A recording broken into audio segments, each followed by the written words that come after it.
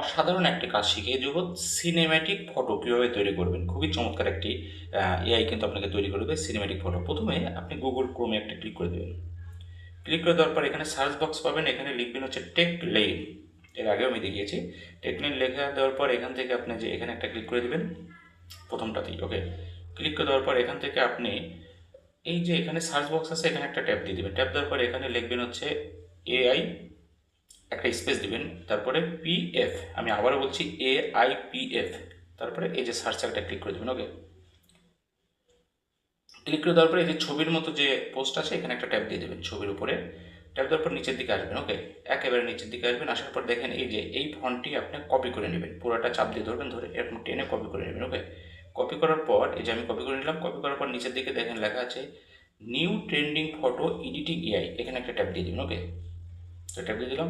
Tap দেওয়ার পর এরকম ইন্টারফেস আসবে, আপনি ট্রাই ভিও, এই যে নিচে এখানে একটা ক্লিক করে দেবেন। ওকে, ক্লিক করে দেওয়ার পর এরকম ইন্টারফেস আসবে। আপনি কি করবেন, এখান থেকে গেট স্টার্টেড অপশন আছে একটা, এই যে এখানে একটা ট্যাপ দিয়ে দিবেন। ওকে, ট্যাপ দেওয়ার পর এখান থেকে যে প্লাস আইকন, এখানে একটা ক্লিক করে দেবেন। আমি আস্তে আস্তেই দেখাচ্ছি যাতে আপনাদের মানে ছবিটি তৈরি করার সুবিধা হয়। তারপরে গ্যালারিতে একটা ক্লিক করে দেবেন। ক্লিক করে দেওয়ার পর এখান থেকে আপনি যে কোনো একটা ছবি চুজ করবেন আপনার পছন্দ মতো আপনার মোবাইল থেকে। তো আমি একটা ছবি নিচ্ছি, এই ছবিটাই নিচ্ছি। ওকে, তো ছবিটার উপরে একটা ট্যাপ দিবেন।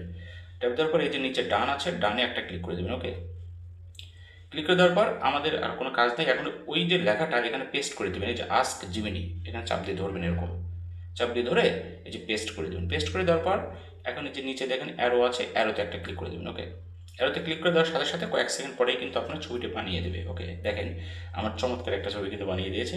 তো এখন এই ছবিটা আপনি গ্যালারিতে কীভাবে নেবেন, ছবির উপরে একটা ট্যাপ দেবেন। ট্যাপ দেওয়ার পরে এই যে উপরের দিকে দেখেন ডাউনলোডের মতো একটা অপশন আছে, এখানে একটা ক্লিক করে দেবেন। ক্লিক করে দেওয়ার সাথে সাথে